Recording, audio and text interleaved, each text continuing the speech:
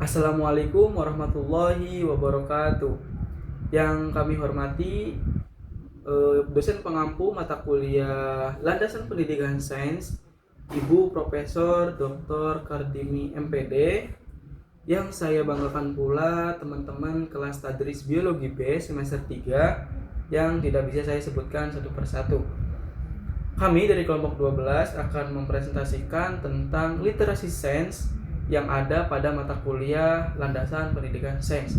Adapun anggota kelompok kami yang pertama yaitu saya sendiri, Muhammad Rizka Mufaza, yang kedua yaitu ada Rio Septian.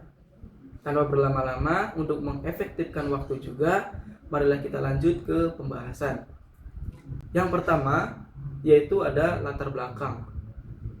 Perkembangan ilmu pengetahuan dan teknologi yang semakin pesat menurut masyarakat untuk memiliki kemampuan memahami informasi secara tepat dalam situasi dunia yang dipenuhi data, inovasi, serta arus informasi yang cepat.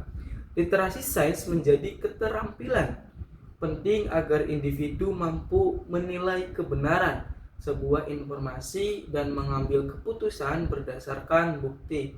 Kemampuan ini tidak hanya berkaitan dengan pengetahuan konsep-konsep ilmiah, akan tetapi juga pemahaman tentang proses ilmiah dan cara kerja sains sebagai alat untuk memecahkan masalah. Adapun rumusan masalah dari materi ini adalah yang pertama yaitu apa yang dimaksud dengan literasi sains dan bagaimana konsep dasar literasi sains melalui penjelasan dalam konteks pendidikan. Yang kedua, apa saja tujuan pengembangan literasi sains bagi peserta didik dalam pembelajaran, khususnya pada mata kuliah pelajaran biologi. Yang ketiga, yaitu bagaimana ruang lingkup dan pentingnya literasi sains di era modern dalam dunia pendidikan dan kehidupan sehari-hari. Yang keempat, yaitu ada strategi apa yang dapat digunakan sekolah dan guru untuk mengembangkan literasi sains secara efektif. Lanjut ke pengertian literasi sains ini, yaitu adalah kemampuan individu untuk memahami dan menerapkan konsep, prinsip, serta proses ilmiah dalam kehidupan sehari-hari. Hal ini bukan hanya soal menguasai fakta dan teori dalam ilmu pengetahuan alam, tetapi juga menjadi kemampuan untuk menafsirkan fenomena ilmiah, menganalisis data, mengidentifikasi masalah, dan menarik kesimpulan yang berdasarkan bukti yang kredibel. Melalui program for International Student Assessment atau PISA, mendefinisikan literasi sains tersebut sebagai kemampuan individu untuk memanfaatkan pengetahuan ilmiah, mengajukan pertanyaan, mengumpulkan bukti, dan menarik kesimpulan yang berkaitan dengan dunia alami dan perubahan yang terjadi di dalamnya. Adapun tujuan literasi sains tersebut, tujuan utama dari pemahaman sains adalah untuk memberikan individu keahlian dalam mengerti konsep serta prinsip-prinsip ilmiah, sehingga mereka dapat memanfaatkan pengetahuan ini dalam kehidupan sehari-hari. Adapun tujuan dari literasi sains tersebut itu meliputi yang pertama yaitu memberikan kepada siswa pemahaman mengenai konsep-konsep ilmiah yang mendasar. Kedua, meningkatkan keterampilan dalam proses sains seperti pengamatan, penalaran, pengukuran, dan pembuatan kesimpulan. Yang ketiga yaitu mengasah kemampuan berpikir kritis serta kemampuan untuk menyelesaikan masalah. Yang keempat yaitu membangun sikap ilmiah seperti rasa ingin tahu, objektif, dan jujur. Yang kelima, meningkatkan kemampuan untuk membuat keputusan yang didasarkan pada data ilmiah. Kemudian lanjut ke ruang lingkup literasi sains. Yang pertama yaitu ada pengetahuan sains atau scientific knowledge. Pengetahuan sains yang mencakup pemahaman tentang konsep, teori, hukum, serta ilmiah dari beragam bidang sains seperti biologi, fisika, kimia, dan ilmu geologi. Itu pengetahuan sains dibagi menjadi dua kategori utama. Yang pertama yaitu ada pengetahuan konten, dan pengetahuan tentang sains. Oke, yang kedua ada proses sains atau scientific inquiry. Nah, keterampilan ini mencakup kemampuan untuk melakukan pengamatan, mengidentifikasi isu, mengembangkan hipotesis, melaksanakan percobaan, mengumpulkan serta menganalisis informasi hingga menyusun kesimpulan berdasarkan bukti yang ada. Yang ketiga yaitu ada sikap ilmiah atau scientific attitude. Nah, sikap ilmiah yaitu pola pikir dari perilaku yang mencerminkan prinsip-prinsip ilmiah dalam pengalaman belajar dari kehidupan sehari-hari. Sikap ilmiah meliputi rasa ingin tahu, kejujuran dalam mengolah data, keterbukaan dalam bukti yang baru muncul, ketekunan dalam mencari jawaban, serta sikap kritis terhadap berbagai informasi yang diperoleh. Selanjutnya akan dilanjutkan oleh Saudara Rio. Selanjutnya yaitu ada pentingnya literasi sains di era modern.